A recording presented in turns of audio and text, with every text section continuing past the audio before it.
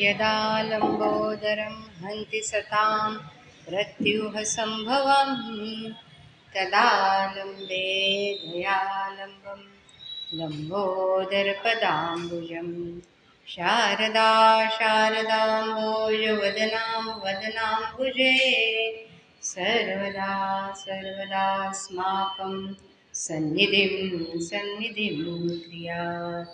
नमस्तस्मै भगवते नारदाय महात्मने कामक्रोधविहीनाय ऋषीणां प्रवराय च। गुरुर्ब्रह्मा गुरुर्विष्णुः गुरुदेवो महेश्वरः गुरुः साक्षात् परं ब्रह्म तस्मै श्री गुरवे नमः। पुंडलीकवरदा हरिविठ्ठल श्री ज्ञानदेव तुकाराम पंढरीनाथ भगवान की जय। जय जय रघुवीर समर्थ मंगलमूर्ती मोरया।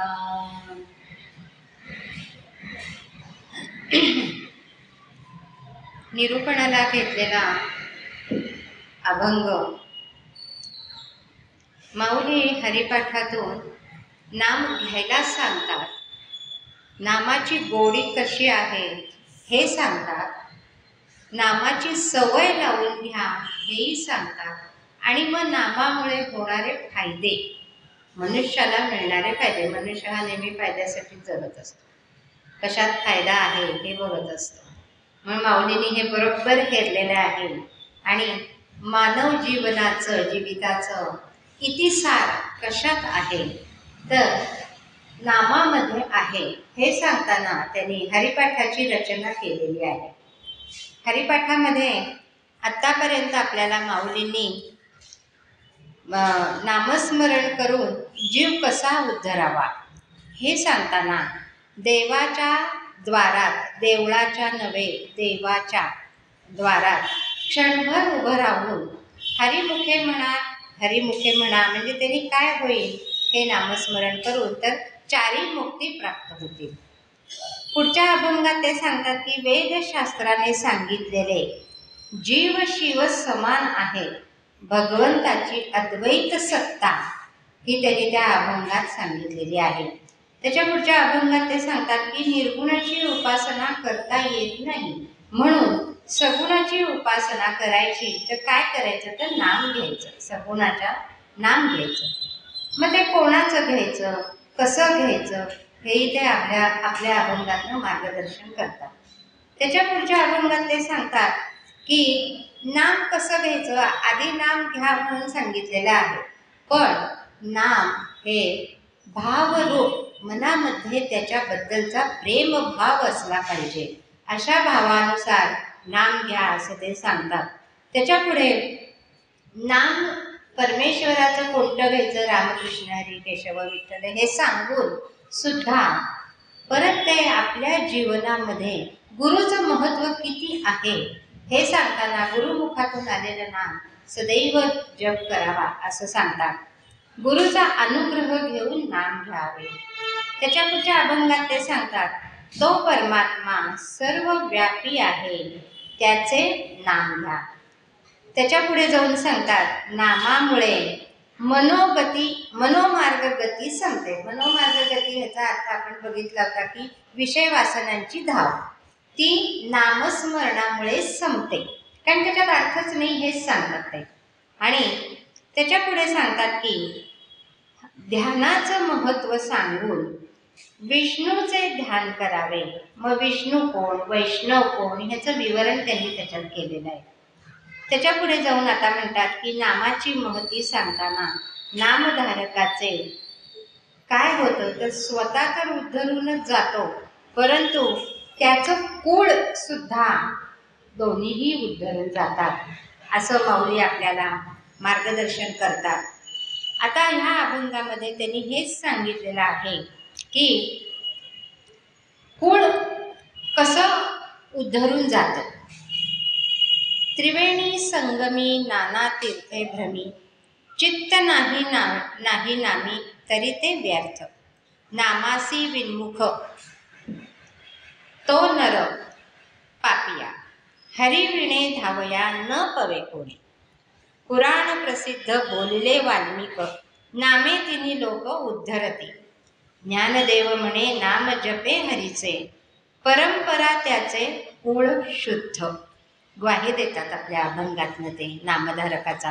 नामधारकाला ही खात्री देताना नामधारकाचा प्रवास त्यांनी सांगितलेल्या अभंगाप्रमाणे पायरीने उत्कर्ष होत गेलेला आहे असं लक्षात आल्यानंतर हा उपदेश आहे की दोन्ही म्हणजे तो स्वतः उद्धरून जाईल आणि त्याचं कुळ सुद्धा उद्धरून जाईल. मग या अभंगामध्ये नामस्मरण हे प्रमाण आहे व इतर साधने अप्रमाण आहेत. मग इतरही साधनं परमेश्वराकडे जाण्याची आहेच आहेत. हे तर सगळ्यांनाच माहिती आहे की सगळीच साधनं काही निष्क्रिय अशी नाही आहेत. तर काही साधनं त्यांनी सांगितलेली आहे, तीर्थाटन, पूजा अर्चा, या ज्ञानयज्ञ, ह्या सगळ्या गोष्टी भगवंताची प्राप्ती करून देऊ शकतात. परंतु त्यात श्रेष्ठ प्रमाण त्यांनी नामस्मरणाचं सांगितलेलं आहे. आणि मग त्याचा सरळ अर्थ जर बघितला तर त्रिवेणी संगमादी नाना तीर्थांचे ठिकाणी भ्रमण केले, पण श्रीहरीचे नामस्मरणाविषयी प्रेम नसेल तर तीर्थाटन व्यर्थच आहे. आता बघा, सगळीकडे पर्यटन ज्या वेळेला सुरू झालं त्यावेळेला तीर्थाटन सुद्धा माणसाचं सुरू झालं, पैसा हातात आला. काही लोकांनी तीर्थाटन करायचं ठरवलं, काही तीर्थाटन करायला लागले, काहींनी दुसरीकडे मन रमवलं. पण हे तीर्थाटन मनामध्ये भाव नाही, तोंडामध्ये देवाचं नाव नाही, नुसतं प्रकृतीचं सौंदर्य बघण्यासाठी केलं जाऊ लागलं. आणि हे माऊलींनी कधी लिहिलेलं आहे 13व्या शतकात, ते आत्ता आपल्या लक्षात येतं की तीर्थाटन लोक करतायत, परंतु मनामध्ये भाव नाही आणि तोंडामध्ये नाम सुद्धा नाही, तर असं तीर्थाटन व्यर्थ आहे असं सांगतात. पुढच्या चरणामध्ये हरिनामाचे ठिकाणी जो विन्मुख आहे तो पापाचा पुतळा समजावा. अशा पापात्म्याचा उद्धार करायला हरी वाचून दुसरा कोणीच येत नाही, दुसरं कोणीही येत नाही, एकटा हरीच येतो.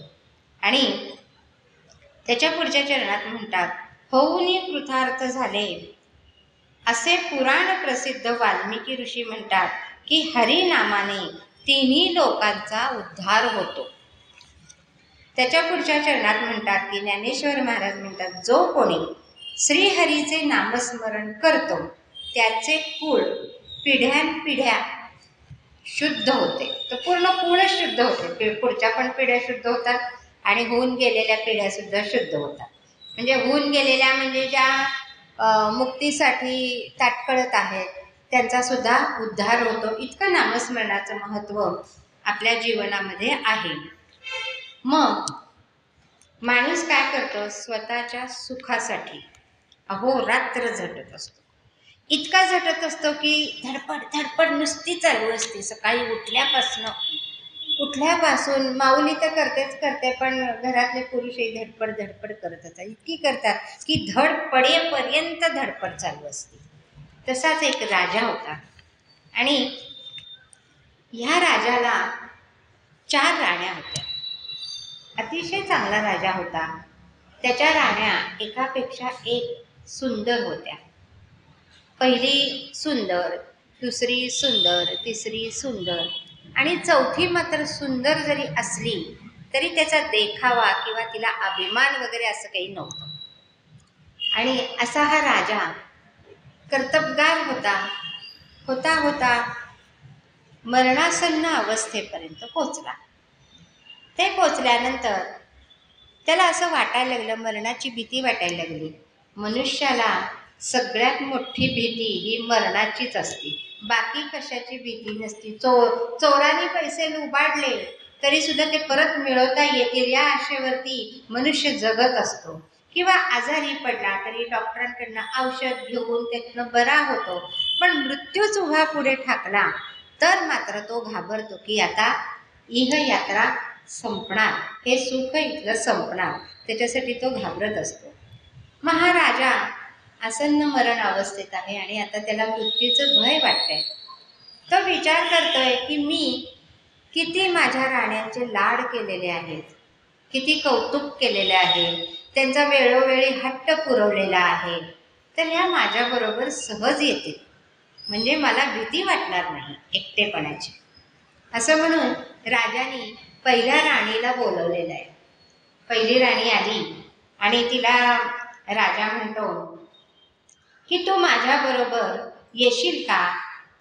त्यावेळेला ती राणी म्हणते की मी येणार नाही तुमच्याबरोबर, मी तुम्हाला इथेच सोडून जाणार आहे. राजाला फार वाईट वाटतं की आपण किती जीव टाकला होता या राणीसाठी. आणि मग तो म्हणतो दुसरी तरी आपल्याबरोबर येईल, म्हणून तो दुसरीला बोलवतो. दुसरीलाही विचारतो तू माझ्याबरोबर येशील का? त्यावेळेला ती म्हणते की मी तुमच्याबरोबर फक्त स्मशानापर्यंतच येईल, मी त्याच्या पुढं काही येणार नाही. राजाला हे ऐकून अजूनच दुःख होतं, अपार दुःख होतं. तो तिसऱ्या राणीला बोलवतो आणि तिसऱ्या राणीला हाच प्रश्न विचारतो तू माझ्याबरोबर येशील का? त्यावेळेला ती राणी म्हणते की छे छे, मला तर अजिबात जमणार नाही, कारण का तुम्ही गेल्या गेल्या मी दुसऱ्याबरोबरच जाणार आहे, लगेच तोंडावरच सांगून टाकते ती. आणि राजाला खूप वाईट वाटतं की सबंध जीवन, पूर्ण आपला जीवनाचा काळ आहे तो आपण ह्या राण्यांची कोड कौतुक पुरवण्यात घालवलेला आहे, हा व्यर्थ गेलेला आहे. आणि दुःखी होतो. चौथ्या राणीशी विचारण्याचा प्रश्नच येत नाही, कारण त्यांनी कधी तिच्याकडे डुंकूनही पाहिलेलं नसतं. आणि पण ही राणी चौथी ती स्वतः त्याच्या समोर येते आणि म्हणते की मी तुमच्याबरोबर येईल. राजाला मोठं आश्चर्य वाटतं की या तिन्ही राण्या नाही नाही म्हणताय, ज्यांच्यावरती मी जीव टाकला होता, आणि ह्या राणीकडे तर मी बघितलंही नाही, तिची विचारपूस केली नाही कधी, कुठंतरी राहत होती, कुठंतरी जगत होती, आणि ही म्हणते की मी तुमच्याबरोबर येईन. आश्चर्य वाटतं तेवढ्यात. आणि राजा त्या आनंदाने की माझ्याबरोबर कोणीतरी आहे असं म्हणून स्वर्गलोकी गेलेला आहे, त्याच्याबरोबर ही चौथी राणी गेलेली आहे. मग आता मनामध्ये प्रश्न येतो असा की कोण होता हा राजा, कोण होत्या त्या तीन राण्या, आणि कोण होती ती चौथी राणी? इतके प्रेम देऊनही तिन्ही राण्यांनी राजाचा त्याग केला होता. त्या उलट ती चौथी राणी जिच्याकडे राजाने कधीही लक्ष दिले नाही, पण तरीही ती राजासाठी एवढा त्याग का करते, असे प्रश्न मनामध्ये येतात. आणि त्याचं उत्तर आहे की हा राजा दुसरा तिसरा कोणी नसून तो स्वतः आपण आहोत, प्रत्येक व्यक्ती आहे राजा. कसं तर पहिली राणी जी असते ती म्हणजे आपल्याला जागेवर जी सोडते ती म्हणजे आपले शरीर. आपण बघा शरीरावर अतिशय प्रेम करतो. पायाला कुठेतरी एवढंसं जरी लागलं तरी दिवसभर लागलंय मला, लागलंय मला, लागलंय मला, सगळ्यांना सांगत सुटतो, अनुकंपा प्रत्येकाची घेत असतो. गृहिणीला पोळ्या करताना चटका बसला तरी अगदी समोर समोर हात नेईल, मला इथं चटका बसलाय. पुरुषही तसेच आहेत, कुठंतरी लागलेलं असतं. म्हणजे हा व्यक्तीचा स्वभावच सांगितलेला आहे. त्या शरीराचं कौतुक आयुष्यभर केलेलं आहे. ते शरीर गेल्यानंतर तिथेच सुटलेलं आहे, जीव गेलेला आहे. त्याच्यानंतर दुसरी राणी जी आहे ती म्हणते मी स्मशानापर्यंत येईल. मग हे स्मशानापर्यंत येईल म्हणजे हे कोण आहे, तर ती संतती आहे. बघा आपल्याला संतती झाली की तिचे किती कौतुक, रडायला लागलं तरी कौतुक, हसायला लागलं तरी कौतुक, वेडं वाकडं वागलं तरी कौतुक, दुसऱ्याने काही बोललं तरी लगेच राग, माझ्या मुलीला किंवा मुलाला बोललेलं आहे, इतकं कोड कौतुक, इतकं कोड कौतुक. पण ती संतती काय म्हणते की आम्ही फक्त स्मशानापर्यंतच येऊ, त्याच्या पुढे येताच येत नाही ना. मग त्याच्यामध्ये अखंड जीव ओतून आज आपलं आयुष्य सगळं खर्ची होतं. आणि आप्तेष्ट आहेत, भाऊ आहेत, भगिनी आहेत, ही दुसरी राणी आहे. आणि तिसरी राणी म्हणते की तुम्ही स्मशानात गेल्या गेल्या मी दुसऱ्याचाच हात धरून जाणार आहे. तर आत्तापर्यंत मिळवलेली धनसंपदा व्यक्ती गेली की तिच्या नावची धनसंपदा दुसरे वाटून घेतात, अगदी स्मशानात सुद्धा वाटून घेतात. वेळ नाही म्हणून स्मशानात सुद्धा कागदावरती सह्या वगैरे घेतल्या जातात. का तर मला आता उद्या लगेच फ्लाईट पकडायची आहे, मी इथं नाही आहे, माझ्या वाटणीचं जे आहे ते मला मिळायला पाहिजे. तुझ्या वाटणीचं काय आहे ते देईन हा भाग नाहीच आहे, माझ्या वाटणीचं काय आहे ते मला मिळायला पाहिजे. म्हणजे तिथंच सोडून ही धनसंपत्ती दुसऱ्याचा हात धरून म्हणजे दुसऱ्याच्या मालकीची होते.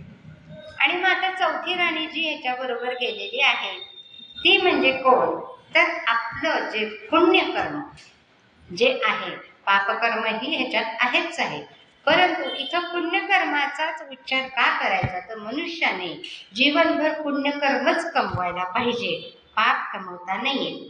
आणि म्हणून पुण्यकर्म, माणुसकी, धर्म जे आपण सद्भावनेने, निस्वार्थीपणे आणि विना अहंकाराने जे केलेलं आहे कर्म, पुण्यकर्म, ते तुम्ही कितीही नाही म्हणलं तरी ते आपल्याबरोबरच येतं. ती ही चौथी राणी आहे. म्हणून आजच्या युगामध्ये पुण्यकर्म करायला वेळ आहे का, नाहीये. चाकाला बांधलेले लोक आहेत. म्हणून माऊलींनी या हरिपाठामध्ये अगदी छान उपदेश केलेला आहे की तुम्ही फक्त नामस्मरण करून आपला पुण्य संचय, पुण्य ठेवा, वाढवत राहा. त्याच्या इतकं सोपं सुलभ साधन पुण्य कमवण्याला नाही आहे. आणि हेच आपल्याला माऊली या अभंगात सांगतात की तीर्थाटन जरी केलं तरी पुण्य मिळेलच असं आहे का, कर्म होऊन जातं ना. का तर देवाचं नामच घेतलं नाही, देवाचं नाम घेत पुण्यकर्म तीर्थाटन केलं तर ते पुण्यकर्म होऊ शकेल. म्हणून त्रिवेणी संगमी नाना तीर्थे भ्रमी, चित्त नाही नामी तरी ते व्यर्थ. चारी मुक्ती किंवा मोक्ष साधण्याकरता नामच घेतले पाहिजे. तीर्थयात्रा करणे, संगमी स्नान करणे हे वाईट नाहीच आहे, पण त्यांनी ध्येय साध्य होत नाही. नुसतं ते केल्याने ध्येय साध्य होणार नाही. मग माऊली म्हणतात पापे ही भगवत प्राप्ती करता प्रतिबंधक ठरतात आणि त्यामुळे परमात्मा आपल्यापासून लांब जातो. काही पापे संसारातील दुःख वाढवायला कारण असतात. उदाहरणार्थ बुद्धिमांद्य, विषयासक्ती, हे सुद्धा काय आहे, पापाचं फळच आहे. बुद्धिमांद्य काय, मंद बुद्धी थोडक्यात. मग ती कशी होते, तर यज्ञ नाही, दान नाही, तप नाही, काहीच केलं नाही की काय होतं, नुसतं उठायचं, खायचं, प्यायचं, टी व्ही पुढे बसायचं, आराम करायचा, लोळायचं, विषय वासनांचं सतत सेवन करायचं, त्याग नाही, दान नाही. मग ती बुद्धी काय होते, मंद होते, बुद्धिमांद्य येतं. विषयाकडे सतत ओढा राहतो आणि विषयासक्त होतो, हे फळ आहे. मग शास्त्रज्ञ काय आहे, भगवत प्राप्ती करता चित्ताची शुद्धी आवश्यक आहे. मग ती व्हावी म्हणून तीर्थाटनाचं महत्त्व आपल्या चारी धर्मामध्ये सांगितलेलं आहे. आणि तीर्थाटन पूर्वी बघा, साठी ओलांडली की लोक म्हणायचे काशीस जावे नित्य वदावे. जाऊ तेव्हा जाऊ, पण म्हणायला काय हरकत आहे की काशी म्हणजे इतकं तीर्थाटनाचं महत्त्व आहे. मग का महत्त्व आहे, तर तिथं जे तीर्थ आपण घेतो, तिथं म्हणा किंवा कुठलंही तीर्थ, त्याच्यामध्ये राजस आणि तामस ह्या ज्या आपल्या वासना आहेत त्याची निवृत्ती होऊन सत्व गुण वाढायला लागतात. आणि शुद्ध चित्त किंवा चित्तशुद्धी म्हणजे काय, असा जर आपल्याला प्रश्न पडतो, तर चित्तातून राजस व तामस वासना, पाप वासना निघून जाणे व भगवंताची ओढ लागणे म्हणजे चित्तशुद्धी. ह्या वासना गेल्या की चित्त सात्विक बनते. सत्वगुणच भगवत प्राप्ती करून देतो. भगवद्गीतेमध्ये राजस, तामस आणि सात्विक गुण आणि बुद्धीचे विवेचन भगवंताने सांगितलेलं आहे. त्याच्यातच हे बुद्धिमांद्य आणि विषय वासना या येतात. तीर्थक्षेत्रादिकांच्या ठिकाणी ज्याच्या मनात श्रद्धा असेल त्याचेच पापक्षालन होते. मग श्रद्धाविरहित नुसतं जाऊन येण्याला पाप नाहीसं होईल का, नाही. मग पाप कशाने नाहीसं होईल, तर मनामध्ये श्रद्धा पाहिजे. आणि तीर्थामध्ये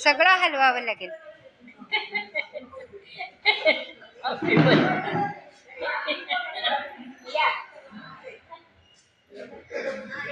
आणि आता हल्ली बघा नर्मदा परिक्रमा करतात.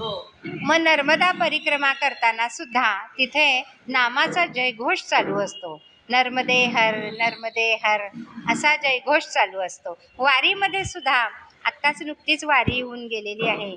त्या वारीमध्ये सुद्धा तीर्थाटनच आहे ते. पंढरपूरला जायचं म्हणजे तर नामघोष सदैव चालू आहे.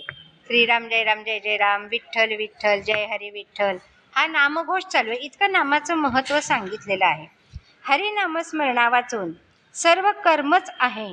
म्हणूनच संत श्रेष्ठ जनाबाई काय म्हणतात की हे संत पदाला आचरण करून नंतर गेलेले आहेत आणि लोकांनी त्यांना संत ही पदवी दिलेली आहे.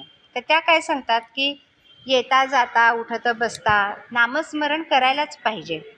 कर्म करता करता नामस्मरण केल्यानंतर त्याचं कर्म म्हणून ते न राहता पुण्यामध्ये त्याचा संचय होतो. समर्थही काय म्हणतात, येता जाता उठत बसता कार्य करता खाता पिता धंदा करता, म्हणजे काम पोटा पाण्याचं काम जे आहे ते करायचं नाही असं नाहीच आहे, ते करायचंच आहे, पण ते करताना सुद्धा नामस्मरण अपेक्षित आहे. मग हे नामस्मरण अखंड नामस्मरण अपेक्षित आहे. एकदा सकाळी उठल्यानंतर नाव घ्यायचं आणि मग दिवसभर बघायचंच नाही असं नाही, तर अखंड नामस्मरण अभिप्रेत आहे. मागच्या अभंगात आपण पाहिलं, नाम घेताना जिभेमध्ये मन आल्याशिवाय नामस्मरण होत नाही. मन त्याच्यात यायला लागतं, म्हणजे मनामध्ये आधी विचार येतो आणि मग ते जिभेवर असलं की ते नामस्मरण घडायला लागतं. म्हणून मन यायला पाहिजे. मग आता चित्त शुद्ध करायचंय. चित्तशुद्ध त्यांची अट काय आहे, नामस्मरणाने चित्तशुद्धी होते. चित्तशुद्धी झाल्यावर तीर्थाटन केल्यानंतर पुण्यसंचय होतो किंवा मुक्तीसुद्धा मिळू शकते. मग अशी काही उदाहरणं आहेत का हो? आपलं मन लगेच विचार करतं. सांगितलं आहे, संतांनी सांगितलंय, तरीसुद्धा अशी काही उदाहरणं असतीलच की. तर बनारसमध्ये रामानंद स्वामी जे आहेत त्यांचा आश्रम आहे आणि त्याच्यातली ही एक छोटीशी कथा आहे उदाहरणादाखल, की राजस्थानात एक छोटं राज्य आहे. पूर्वीच्या काळी घडलेली घटना आहे, जेव्हा राजे लोक होते तेव्हाची. आणि हे राजे, तिथे एक राजा होता आणि हा राजा अतिशय धर्मशील, सात्विक, लोकांना मदत करणारा, त्याचं राज्य अतिशय चांगलं होतं. लोक त्याला दुआ देत होते आणि हा आदिशक्तीचा भक्त होता. आदिशक्तीची सेवा करायचा, आराधना करायचा आणि तिला रोज नैवेद्य दाखवायचा. आणि आदिशक्तीसुद्धा त्याच्यावरती प्रसन्न होती. त्याच्या राज्यामध्ये महामारी वगैरे असे काही आजार नव्हते. आणि एकदा त्याच्याकडे एक वैष्णव साधूंचा मेळा आला. राजाने आदिशक्तीची पूजा वगैरे केली, ती यथासांग पूजा मनासारखी झाली, ती नैवेद्य दाखवलेला होता, तोही मनासारखा होता. देवी अगदी तृप्त होती आदिशक्ती. त्याच्या सेवेवरती ती खुशच असायची. आणि हा मेळा आल्यानंतर राजाने त्यांचं स्वागत केलं. साधूंचा मेळा आला होता तेव्हा साधूंनी सांगितलं की आम्हाला बाकी काही नको, पण आम्ही लांबनं आलेलो आहोत, तर आम्हाला शिदा सामुग्री द्या, आमच्या ठाकूरजींना आम्हाला नैवेद्य दाखवायचा आहे. असं म्हणल्यानंतर राजाचा विचार आला की यांना मी आता साहित्य देणार, सामुग्री देणार, मग ते सगळं शिजवणार आणि मग भगवंताला नैवेद्य दाखवणार. त्यापेक्षा तुम्ही असं करता का की मी आत्ताच माझ्या आदिशक्तीला नैवेद्य दाखवलेलं आहे, सगळं पाकसिद्धी तयार आहे, तर तुम्ही ते घेऊन जा. त्यावर ते साधू लोक काय म्हणतात की हा स्वयंपाक किंवा ही सिद्धी आदिशक्तीला दाखवलेली आहे, म्हणजे तिने ही ग्रहण केलेली आहे, तर आम्ही आमच्या ठाकूरजींना दुसरा ताजा नैवेद्य दाखवणार. म्हणजे एकदा नैवेद्य दाखवलेला आपण दुसऱ्या देवाला नैवेद्य तोच नैवेद्य दाखवत नाही. तेच इथं आहे. आणि राजालाही हे पटलं. ठीक आहे म्हणाला. राजाने सगळी सामुग्री दिली आणि हा साधूंच्या मेळा गेला आणि त्यांनी नैवेद्य दाखवला. राजा आणि प्रार्थना त्यांनी काय केली असेल साधूंची प्रार्थना आहे. आपण देवाला गेल्यावर नैवेद्य दाखवल्यावर काय म्हणतो? घरातली आई असेल तर ती म्हणते माझ्या मुलाबाळांना, माझ्या नवऱ्याला चांगलं ठेव, घरातल्या वृद्धांना चांगलं ठेव, असं म्हणेल. पण ह्या साधूंनी देवापुढं काय सांगितलं की ह्या राजाचा भक्तिभाव वाढू दे, अशी प्रार्थना केली. बघा, राजाचा भक्तिभाव वाढला की संपूर्ण जनता राज्याची सुखीच होणार ना. हाच त्याच्यातला उद्देश आहे. ही प्रार्थना केली आणि एक दिवस काय झालं, राजाला स्वप्न पडलं. स्वप्नामध्ये अक्राळ विक्राळ असा मृत्यू दिसला. राजा घाबरला. तो तसाच उठला आणि आदिशक्ती जी श्रद्धास्थान आहे तिच्याकडे गेला आणि विनवणी केली. राजाची सुद्धा भक्ती भरपूर छान होती की देवी त्याच्याशी सांकेतिक भाषेमध्ये बोलत होती. आणि त्यांनी सांगितलं की असं असं मला स्वप्न पडलेलं आहे आणि मला भीती वाटते, हे मृत्यूचं भय मला वाटतंय. तर देवीने सांगितलं मी तुला सगळी संपदा देईन, सगळं करीन, तुझ्या राज्यात सुकाळ सगळ्याचा करीन, पण मी हे मृत्यूचं भय तुझ्यातलं काढू शकत नाही किंवा मी मृत्यूला थांबवू शकत नाही. राजाने मग काय करायचं असा मार्ग विचारला तिला. त्यावेळेला भगवतीने सांगितलं की तू बनारस क्षेत्रात जा आणि स्वामी रामानंद म्हणून आहेत त्यांच्याकडे जाऊन तू हे सगळं निवेदन कर. राजाला आनंद झाला की प्रश्नावरती तोडगा तर निघालेला आहे.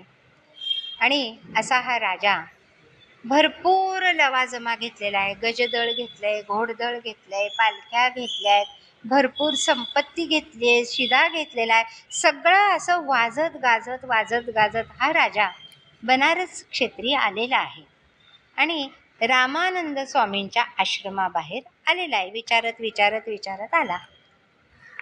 तिथं द्वारपाल आहे आणि पहारेकऱ्यांनी त्याची चौकशी केली सगळी, कोण आहे, काय आहे.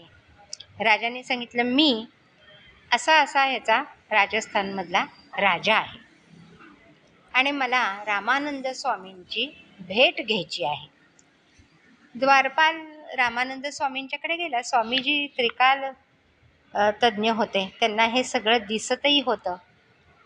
त्यांनी विचारलं काय रे? त्यावर पहारेकरी म्हणाला असा राजा आलेला आहे आणि तो म्हणतोय मला तुमची भेट घ्यायची आहे. त्यावर स्वामी रामानंद पटकन म्हणाले तो कसला राजा? तो भिकारी आहे, तर मी काही त्याला दर्शन देणार नाही. असं म्हणल्यानंतर द्वारपालाला सुद्धा आश्चर्यच वाटतं थोडंसं, पण स्वामींची आज्ञा आहे. तो तसाच बाहेर आला आणि त्यांनी सांगितलं राजाला की स्वामी काही दर्शन देणार नाही आहेत. राजा विचारात पडला की देवीने तर सांगितलेलं आहे की तू तिथे जा आणि मला आता हे स्वामी दर्शन देत नाही आहेत, काय बरं असावं? विचार करू लागला, माझंच कुठंतरी चुकलं असेल. ही भावनासुद्धा मनामध्ये यायला पाहिजे की माझं काहीतरी चुकलं आहे आणि म्हणून स्वामीजी दर्शन देत नाही आहेत. त्यावर विचार करता त्याच्या असं लक्षात आलं, ज्याच्या पायातळी सर्व संपत्ती सर्व सुखसुविधा आहेत आणि जो माझ्या मृत्यूचं भय घालवणारा आहे त्याला ह्या संपत्तीची काय गरज आहे? हे लक्षात आल्याबरोबर राजा परत माघारी फिरलेला आहे आणि असं ते खुर्च्या पुढं मी मागं सरकते म्हणजे. आणि राजा परत आपल्या राजधानीत आलेला आहे. राजधानीत आल्यानंतर पूर्ण संपत्तीचा त्यांनी जे काही ऐश्वर नेलं होतं बरोबर ते सगळं जागच्या जागी ठेवून दिलं आणि अगदी साधे कपडे घातले आणि विनीत भाव नम्र भाव होऊन तो परत रामानंद स्वामींच्या आश्रमाकडे गेलेला आहे. आता इथे जाताना त्याच्या राण्या होत्याच, फक्त त्याच्याबरोबर तिथं नाव त्यांनी सत्या म्हणून सांगितलेलं आहे. तर त्याची राणी एक त्याच्याबरोबर गेलेली आहे. आणि मग तो आल्यानंतर मात्र द्वारपालांनी सांगितल्यावर रामानंद स्वामी म्हणाले त्याला आत घ्या. आत घेतल्यानंतर रामानंद स्वामी असे थोडेसे लांब असतानाच ते ओरडले या राजाकडे बघून, तू जीव का देत नाहीस? तिथं विहीर आहे बघ, त्या विहिरीत जाऊन तू जीव दे. असं म्हणल्यानंतर एका क्षणाचा सुद्धा विलंब लावला नाही की मला आदिशक्तीने तिथं श्रद्धा आहे. तिने सांगितलेलं आहे रामानंद स्वामींच्याकडे जा, तुझं भय सगळं पळून जाईल. आणि आता ह्यांनी तर उत्तर दिले, माझ्याशी बोललेले आहेत. खूप आनंद झाला. काय बोलले होते? तिथं जाऊन तू जीव दे. विहीर दिसले तिथे धावत धावत धावत हा राजा गेलेला आहे. त्याच्या मागे त्याची राणी सुद्धा गेलेली आहे. खूप आनंद झालाय की स्वामी बोललेले आहेत माझ्याशी काहीतरी. मागच्या वेळेला हाकलून दिलेलं होतं आणि आता बोललेले आहेत.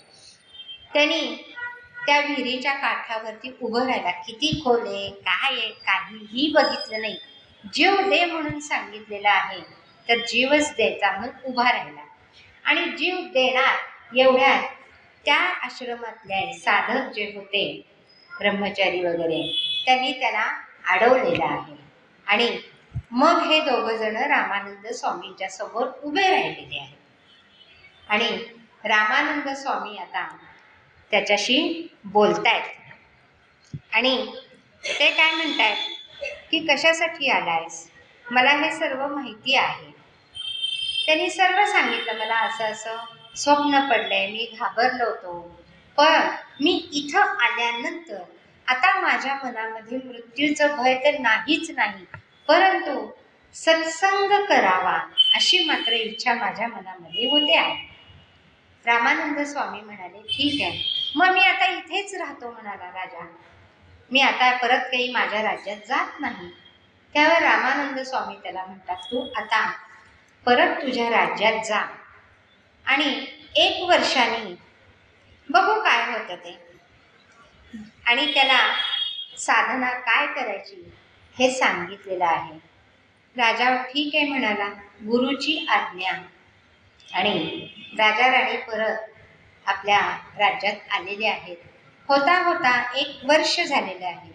ह्या वर्षामध्ये दिलेली साधना काटेकोरपणे श्रद्धायुक्त अंतःकरणाने पूर्णतः केलेली आहे. आणि मग 1 वर्ष झाल्यानंतर निरोप येतो, येऊन जा म्हणून. राजा परत रामानंद स्वामींच्याकडे येतो आणि म्हणतो की मला आता राज्याची इच्छा राहिलेली नाही आहे. राज्य करण्याची, राज्य उपभोगण्याची कशाचीच इच्छा राहिलेली नाही आहे. तर मला आता तुमच्या पायाशी जागा द्या. त्याबरोबर रामानंद स्वामी काय म्हणतात की तुझा मुलगा अजून लहान आहे, त्या मुलाला तू करता कर आणि मग तू माझ्याकडे ये. त्यावर राजा ठीक आहे म्हणाला. परत आला. मुलाला व्यवस्थित हुशार केलं आणि त्याचा राज्याभिषेक केला, त्याला राजा केला. आणि आता राजा करणं हे एका वाक्यातलं आहे का? राजा करायचं म्हणजे आपले सगळे अधिकार त्याला द्यायचे, सगळं वैभव त्याला द्यायचं आणि राजा जे सांगेल तसं प्रजा म्हणून ऐकायचं. एकदा वरच्या पदाला पोचल्यानंतर परत खाली येण्याचं आपल्याला जमतं का हो? नाही जमत. प्रपंचामध्ये सुद्धा मुलं बाळं झाली की आई वडिलांना एक स्थान मिळतं. मुलं बाळं मोठी झाली, स्वतःचा निर्णय घ्यायला लागली की आई वडील म्हणतात आगाऊपणा करू नको, तुला त्यातलं काही कळत नाही. हे जरी असलं तरी सुद्धा ते पद जे आहे वरच्या पोस्टला गेलेले आहे. त्याच्यानंतर सून वगैरे आली तर अजून वरच्या पोस्टला. जागा सोडत नाही मनुष्य. इथं राजाने मुलाला सगळा राज्यकारभार दिलेला आहे. ही बातमी रामानंद स्वामींच्याकडे आल्यानंतर रामानंद स्वामी स्वतः सगळ्या शिष्यांना, म्हणजे त्याच्याबरोबर आपले कौसल्येचा राम म्हणणारे हे कबीर, धन्ना जाट, ही सुद्धा सगळी संत मंडळी या रामानंद स्वामींबरोबर आलेली आहेत. आणि राजाच्या तिथे येऊन त्यांनी सांगितलेलं आहे आम्ही आलो. राजाला अतिशय आनंद झाला. त्याचं भान हरपलं आहे. त्या स्थितीमध्ये पळत पळत पळत पळत आलेला आहे. कशाचं भान नाही, उत्तरीय नाही, गज नाही, पायात चपला नाहीत, काहीच नाही. असा हा पळत पळत आलेला आहे. आणि रामानंद स्वामींच्या चरणावरती लोटांगण घातलेलं आहे त्यांनी. आणि आज माझा उद्धार झालेला आहे असं समजून पायाला मिठी घातलेली आहे. रामानंद स्वामींनी त्याला उचलून आपल्या हृदयाशी धरलेला आहे. ही जी चित्तशुद्धी, ही चित्तशुद्धी साधन करता करता करता, आधी तर तो धार्मिक होताच, परंतु गुरूंनी त्याला साधन सांगितलं, गुरूंच्या सहवासात राहिला, सत्संग झाला. आणि ह्या सगळ्याचं फळ म्हणून सद्गुरू स्वतः येऊन त्यांनी त्याला आपलंसं केलं. ही चित्ताची शुद्धी त्याची झाली आणि हा राजा हा त्यांचा भक्त झाला. आणि हा भक्त म्हणजे पिपाजी नावाचा भक्त म्हणून प्रसिद्ध झाला. तो इतका श्रेष्ठ पदाला गेला की त्याचे सुद्धा अनुयायी झाले. चित्तशुद्धीचा परिणाम काय होतो तर सद्गुरू प्राप्ती लवकर होते. आणि आपल्याला हेच ज्ञानेश्वर महाराज सांगतात की चित्त नाही नामी तरी ते सर्व व्यर्थ. हा राजा कुठे तीर्थाटनाला गेला होता का? सद्गुरूच्या ठिकाणीच तीर्थक्षेत्र बांधलं आणि चित्त शुद्ध झालं, हेच अभिप्रेत आहे. त्याच्या पुढच्या चरणामध्ये माऊली म्हणतात, नामासी विन्मुख तो नर पापिया, हरिवीण धावया न करे कोणी. मग हरिनामा वाचून तीर्थादी प्रायश्चित्याने अनंत जन्मातील ज्ञात व अज्ञात, म्हणजे ब्रह्मराक्षस वगैरे आपण उदाहरणं बघतो. ब्रह्मराक्षस तिथं झाडावर राहत होता. मग ब्रह्मराक्षसाला हे माहिती आहे की आपण पाप केले, हे ज्ञात पाप. आपल्याला माहिती आहे का हो आपण किती पाप केली ती? नाही, हे अज्ञात आहे आपल्याला. आणि म्हणून हरिनामाचा अनादर हे सुद्धा एक पातकच आहे. तर हरिनामाचा आदरपूर्वक जप केल्याशिवाय कोणत्याच प्रायश्चित्ताने पाप नाहीसे होऊ शकत नाही. म्हणून तो पापीच राहतो. त्याच्या पापाची निष्कृती होण्यासाठी नामस्मरणाइतकं दुसरं साधनच नाही. संत गुलाबराव महाराज म्हणतात, माऊलींचा विश्वास देऊन ते सांगतात की पुढती पापे करणार नाही, ऐसी आण वाहुनी पाही, पुढती पापे न करता लवलाही, नामे जळती पाप शिखर. पापाचं शिखर सुद्धा जळतं. पुढं पाप करणार नाही असं सांगून पाप होणार नाही असं आहे का? कारण का पाप म्हणजे काय आपल्या सर्वसामान्य जीवाला हे माहितीच नाही आहे की पाप म्हणजे काय, पुण्य म्हणजे काय. भगवद्गीतेमध्ये याचं सुंदर विवेचन आहे. आणि त्याच्यात न जाता आपण काय म्हणतात गुलाबराव, पाप करणार नाही असं होतं का? आत्ताचे मंत्री बघा बरं, मी तुम्हाला सर्व देतो, सर्व सुखसुविधा देतो, देतात का? नाही. त्यांच्या शब्दाला ते जागतात. हे एक प्रकारचं पापच आहे. आपणही मुलांना म्हणतो तू एवढे एवढे मार्क मिळवले ना की मी तुला अमुक देतो का? हो, महाग असती वस्तू, देऊ शकत नाही आपण. मग हे त्या मुलावरती कोरलं गेलेलंच आहे ना की नाही, हे फक्त म्हणायचंच असतं. मग अशी अनंत पाप, कितीतरी पाप होऊ शकतात ना. मग ही पाप नामस्मरणाने जाऊ शकतात, इतर कुठल्याही गोष्टींनी जाऊ शकत नाही. मग पापी पुरुषाला अभय देणारा कोण आहे तर श्रीहरी वाचून दुसरा कोणी नाही. जर भागवत बघितलं किंवा पुराणं बघितली तर हिरण्याक्ष, हिरण्यकश्यपू हे जे जन्मोजन्मी येतात, प्रत्येक युगामध्ये येतात.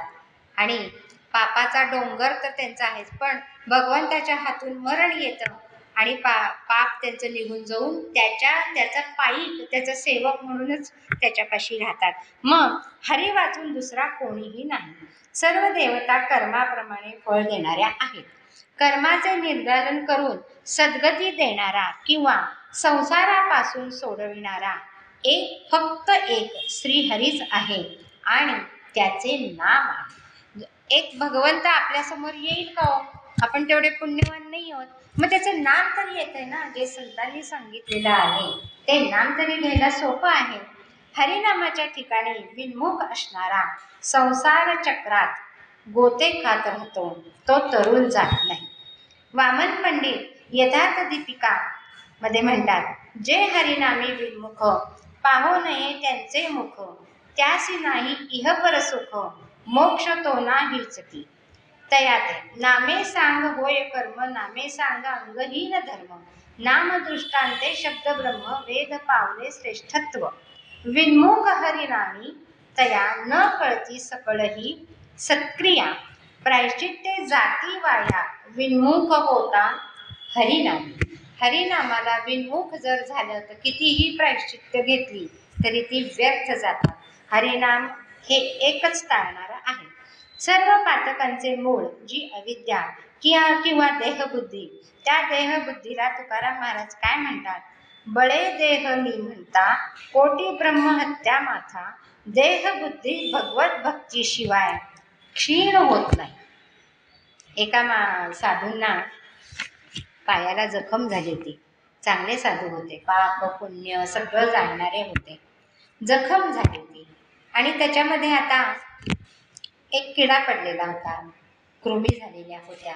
त्यांचा शिष्य जो होता ती मलमपट्टी सगळी करायचा आणि तरीसुद्धा हे आपले सारखे कणत राहायचे, दुखतंय वगैरे, म्हणजे दुखत होतं ते, तरीसुद्धा ते करत होते, राहत होते. त्यावेळेला त्यांचा शिष्य म्हणतो की तुम्ही डॉक्टरांच्याकडे का बरं जात नाही, आणि डॉक्टर याच्यावर उपाय चांगला करतील, नाही तर ते कापून तरी टाकतील आणि मलमपट्टी लावून परत सांधलं जाईल. त्यावरती ते म्हणतात, हे माझे भोग आहेत, ते भोगल्याशिवाय मला जाता येणार नाही आणि हे भोग भोगूनच संपवायला पाहिजे. आणि त्यांनी मलमपट्टी न करता ते तसेच राहिले. काही दिवसांनी जो त्यांचा भोग होता तो संपल्यावरती ती जखम, तो कृमी नष्ट झाला आणि भोग भोगल्या वाचून गती नाही. मग हे भोग चुकवायचे असतील तर माऊली काय सांगतात, नाम घ्या. नाम घेतल्यामुळे सर्व कर्मफळ नाहीसं होतं. म्हणून नामच म्हणजे दुःखाचं कर्मफळ नाहीसं होतं बरं का, चांगल्याचं नाही, कर्मफळ नाहीसं होतं म्हणून नाम घ्या म्हणतात. मग आता आपण इकडं तिकडं सगळीकडं बघतो, आता नॉनव्हेज खूप खाणारे लोक झालेले आहेत.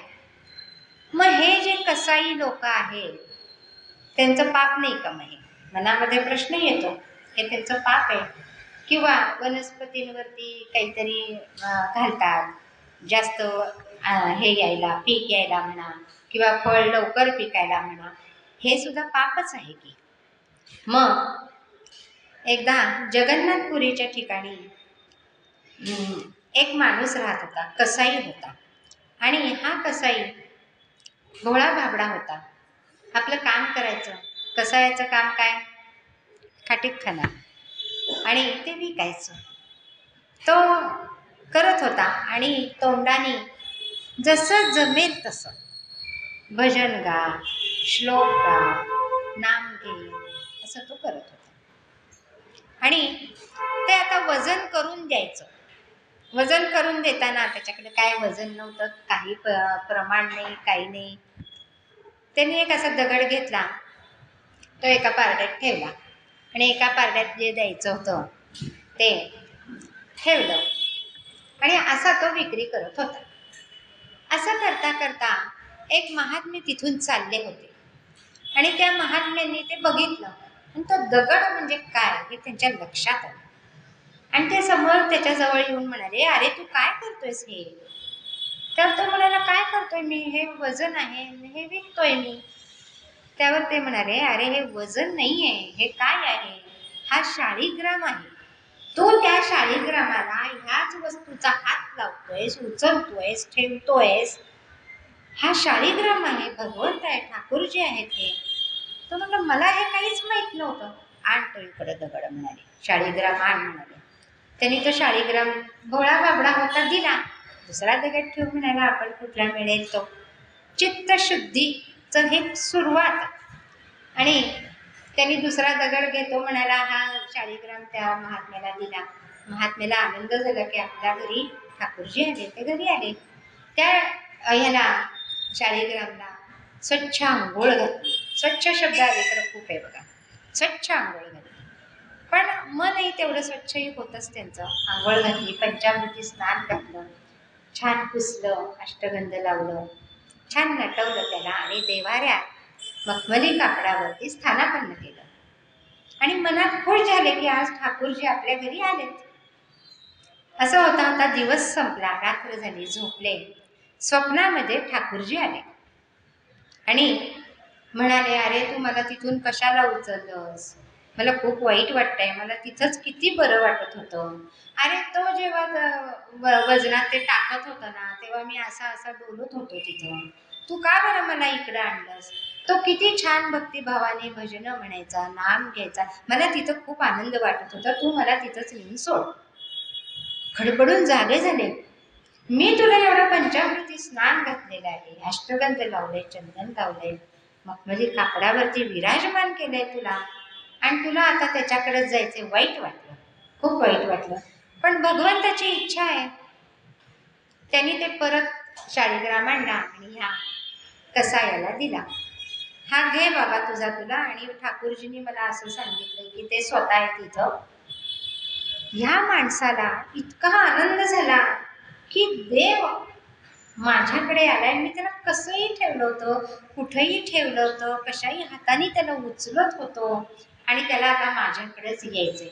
चित्तामध्ये परिवर्तन व्हायला लागलं. भगवंत आपल्यासाठी आलेले आहेत आणि त्यांनी ते सगळं सोडून दिलं आणि त्या शाळीग्रामचीच पूजा करायला लागला, त्याच्याशी बोलायला लागला. तो सर्व व्यवसाय त्यांनी बंद करून टाकला. तो तीर्थाटनाला निघाला पायी पायी. तो त्याचा शाळीग्राम, त्याला वेळेला बरोबर तेवढं त्याच्यापुरतं अन्न मिळत होतं. भगवंताची योगक्षेम वाहाम्यम, त्याला ते सगळं मिळत होतं. तो पूजेमध्ये अगदी छान आनंदी होता. आणि असाच एका झाडाखाली बसला असताना तो शाळीग्रामशी बोलत होता की वार्तालाप त्याचा चालू होता. तेवढ्यात एक घरातनं बाई आली आणि तिने या माणसाला बघितलं. हा कसाई दिसायला तर अति सुंदर होताच, रूपवान, मदनाचा पुतळा, आणि त्यात आता जाणलेला आहे. जाण हा शब्द जो आहे की हा भगवंत आहे. त्यामुळे भगवंत माझ्याजवळ आहे म्हणल्यानंतर मला कशाची भीती आहे. हा जो भाव मनामध्ये आहे त्याचं तेज सगळं चेहऱ्यावरती होतं. आणि त्या चेहऱ्याकडे बघून ही बाई, संसारी बाई होती, ती भाळून गेली त्याच्यावरती. आणि तिने विचारलं त्याला की मी येऊ का तुमच्याकडे? ह्याचं काही लक्षच नव्हतं. तो आपला भगवंताशी हात वारे करून असं तसं करून असं बोलत होता. त्या बाईला वाटलं हा हात वारे करून मला सांगतोय तू तुझ्या पतीला मारून ये. अर्थ असा हातवाऱ्यांचा घेतला. ती बाई आत गेली, तिने तिच्या नवऱ्याला मारून टाकलं. विषय वासना प्रबळ झाली आणि मारून टाकलं. आणि ती त्याच्याकडे आली म्हणाली मी. तो तिच्या तोंडाकडे असं नुसतं बघायला लागला. मी आले, नवऱ्याला मारून आले म्हणाली मी, सगळं टाकून आले. काय करू बाई तुमचं म्हणाला. अरे तू बोलावलंस ना हातवारे करून आत्ता मला आणि सांगितलंस नवऱ्याला मारून ये. मी मारून आले. नाही मी असं काही बोललो नाही म्हणे, मला हे माहिती सुद्धा नाही. मी आणि माझा भगवंत इथं गप्पा गोष्टी करत बसलेलो आहेत, मला हे काहीच माहित नाही. त्या बाईला राग आला आणि ती म्हणाली तू माझी फसवणूक केलीस. वास्तविक फसवणूक कोणी केलेली होती, परंतु ही म्हणाली तू माझी फसवणूक केली. तिने राजाकडे फिर्याद दिली. या माणसाने मला माझ्या नवऱ्याला मारायला सांगितलं, मी मारलं आणि आता हा मला स्वीकारत नाहीये. राजाने त्याला विचारलं काय? त्यावर तो म्हणाला मी काही सांगितलं नाही बाबा, मला काही हे माहितीच नाही, मी आपल्या माझ्या भगवंताजवळ बोलत होतो. त्यावरती राजाला ते काही उत्तर पटलं नाही. राजाने हातवारे करत होता म्हणून त्याचे हात तोडा म्हणून शिक्षा दिली. तोडा म्हणाला, मी हा गुन्हा केलेलाच नाहीये, परंतु राजाज्ञा आहे, हात तोडा. त्याचे हात खांद्यापासून तोडले गेले, रक्तबंबाळ झाला. वाईट वाटलं. वाईट कशाचं वाटलं? भगवंता तुला आता मला हाताने घेता येणार नाही. चित्ताची शुद्धी पूर्णता झालेली होती, मला घेता येणार नाही भगवंता, काय करू. असं करता करता त्याच्या झोळीमध्ये एकाने तो शाळीग्राम त्याच्या जवळ असलेला त्याच्या इथं टाकला. खूप बरं वाटलं, आपल्याजवळ आहे. आता आपण ह्या शाळीग्रामचं जे मूळ रूप आहे जगन्नाथपुरी, तिथं जाऊन दर्शन घ्यायचं आणि हा शाळीग्राम तिथं ठेवायचा आणि आपण तिथंच लीन व्हायचं, लिप्त होऊन जायचं. हा विचार करून तीर्थाटनाला निघाला, जगन्नाथपुरीला जायला निघाला. हात रक्तबंबाळ होते, उपाय केला नाही, काही नाही, काही नाही. थोड्या वेळाने रक्त साकळत गेलं, रक्त व्हायचं थांबलं. भगवंताला त्यांनी विनंती केली, तिथपर्यंत येईपर्यंत माझ्या अंगात तू शक्ती दे, बाकी मला आता काहीही नकोय. मनाची एकाग्रता झाली, चित्तशुद्धी झाली. तो आणि तोच एकमेव आहे, दुसरा कोणीही नाही. आणि असा हा निघालाय, जगन्नाथपुरीपाशी आलाय. जगन्नाथपुरीमध्ये पुजारी देवाची पूजा करत होते. छान पूजा वगैरे झाली आणि त्या पुजाऱ्याला जगन्नाथांनी दृष्टांत दिला की बाहेर माझा भक्त आलेला आहे, त्याला तू घेऊन ये. पुजारी म्हणाला की ठीक आहे. बाहेर आला. हे अमाप गर्दी, भरपूर गर्दी भगवंताच्या दर्शनाकरता. आता ह्याच्यातला भक्त भगवंतांनी सांगितलेला कोणता ओळखायचा, कसा ओळखायचा? पुजाऱ्याला मोठा प्रश्न पडला. त्याने काही भक्ताला आणलं नाही, परत आला आणि म्हणाला की तिथं एवढे भक्त आहेत, मी कुठल्या भक्ताला आणू, काहीतरी गुणगाठ सांगा की देवा. असं म्हणल्यानंतर भगवंतांनी सांगितलं दृष्टांत देऊन की त्याला हात नाहीये, तो भक्त माझा आहे, त्याला तू घेऊन ये. असं म्हणल्यानंतर पुजारी परत आलाय. त्या सगळ्या गर्दीतनं त्यांनी ह्या कसायाला शोधलेला आहे, त्याचे हात नाहीये, त्याला घेऊन गेलाय आणि देवापाशी उभं केलेलं आहे. उभं केल्यानंतर कसं समरूप झालेलं आहे. भगवंतालाही हात नाहीये, जगन्नाथपुरीच्या मूर्तीला हात नाहीये आणि या भक्तालाही हात नाही, तरी सुद्धा दोघांनी आलिंगन दिलेलं आहे. आणि हा कसाई तिथं भगवंताच्या चरणी लीन झालेला आहे. कसाई होता, भगवंताच्या चरणी लीन झालेला आहे आणि भगवंताने त्याला हृदयामध्ये स्थान दिलेलं आहे. असा हा कसाई म्हणजे कोण, तर त्या कसायाचं नाव सदन कसाई. सदन असा जर उच्चार केला, सदन. कसाई कसे असतात, सदन, सदावर्ती किंवा सदाचारी असतात का, नाही तर मग ते खाटीक झालेच नसते ना. तर ह्याचं नाव सदन आणि तो तिथं प्रसिद्ध पावला. म्हणून असं हे त्याला उद्धरून टाकलेलं आहे परमेश्वराने. मग हरिनामाच्या ठिकाणी विन्मुख असणारा संसार चक्रात गोते खातो. हा हरिनाम याचा पंथ कुठला होता आणि हरीचंच नाव घेतलं त्यांनी, त्याच्यातनं तो तरुण गेला. आणि पुढच्या चरणामध्ये माऊली काय म्हणतात, पुराण प्रसिद्ध बोलले वाल्मिक, नामे तिन्ही लोक उद्धरती. प्रसिद्ध वाल्मिकी जे आहेत स्वतःच्या अनुभवावरून ते सांगतात की नामाने तिन्ही लोक उद्धरले जातात. स्वतः वाल्मिकी ऋषी सांगतात, माझ्यासारख्या एकाचाच काय, पण त्रैलोक्याचा उद्धार करण्याचे हरिनामात सामर्थ्य आहे. अध्यात्म रामायण काय सांगतं की राम तत्वोदिकम नाम इति ते निश्चिता मतिः, त्वया तु तारिता अयोध्या नामना तू भुवनत्रयम. हरिनाम चराचराला पावन करणारे आहे. अहो निर्माताही तोच आहे, धारण करताही तोच आहे, पालन करताही तोच. ही खुणगाट मात्र आपल्याला कळायला पाहिजे, तेच नेमकं आपल्याला कळत नाही.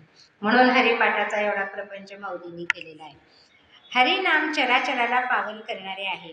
माऊली म्हणतात, ऐसे माझे नि नाम घोषे, नाही जी करीती विश्वाची दुःखे, अवघे जगची महासुखे, दुमदुमीत भरले तसेच. मग योग वसिष्ठामध्ये सुद्धा कसं सांगितलेलं आहे की आता तिन्ही लोक उद्धरून जातात.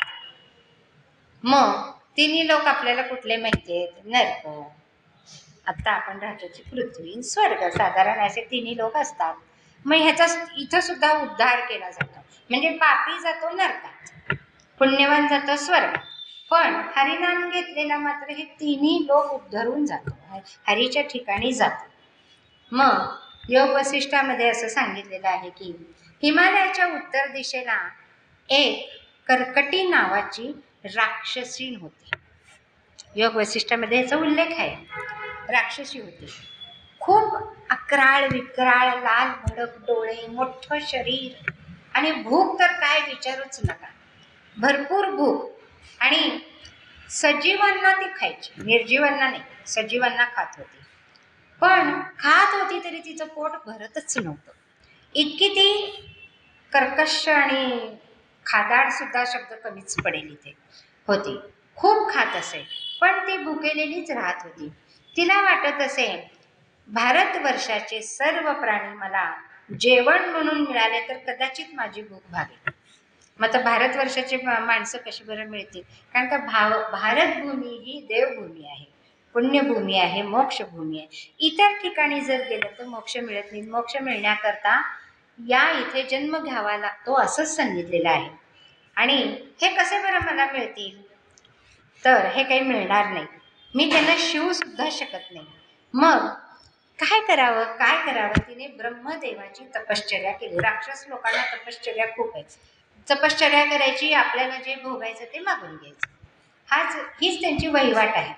तपश्चर्या म्हणजे हिसकावून नाही जमलं तर तपश्चर्या करायची आणि देवांकडनं मागून घ्यायचं. त्याप्रमाणे तिने ब्रह्मदेवाची तपश्चर्या केली. ब्रह्मदेव प्रकट झाले. तिला म्हणाले, काय बाई तुला पाहिजे माग. त्यावर ती म्हणाली की मी किती मोठी आहे, किती आहे, माझं पोटच भरत नाही, तर तू मला सुई कर, म्हणजे सूक्ष्म कर, म्हणजे थोडं खाल्लं तरी माझं पोट भरेल. तर ब्रह्मदेव म्हणाले की ठीक आहे, तुला मी तसा आशीर्वाद देतो, पण एक काम कर की पापी लोकांनाच खा, पुण्य पवित्र लोकांना, सदाचारी लोकांना काही तू खाऊ नको. की बरं म्हणाली, आपलं काय पोट भरण्याशी काय, बरं म्हणाली.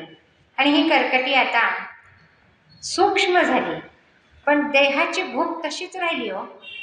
खूप खात सुटली, खूप खात सुटली. म्हणजे पापी माणसं किती असतील बघा. खूप माणसांना, पापी माणसांना खाऊन जरा थोडं बरं वाटलं, पण वासना काही क्षीण झाली नाही तिची. आणि परत ती म्हणायला लागली की आता पूर्वीसारखं परत मोठं शरीर आपल्याला हवं. आता कसं थोडंसं खाल्लं तरी तेवढ्यापुरती भूक भागली जाते, विषय जो आहे भुकेचा तो काही संपत नाही. परत तपश्चर्येला बसली. तपश्चर्याला बसली, 7,000 वर्ष तपश्चर्या केली.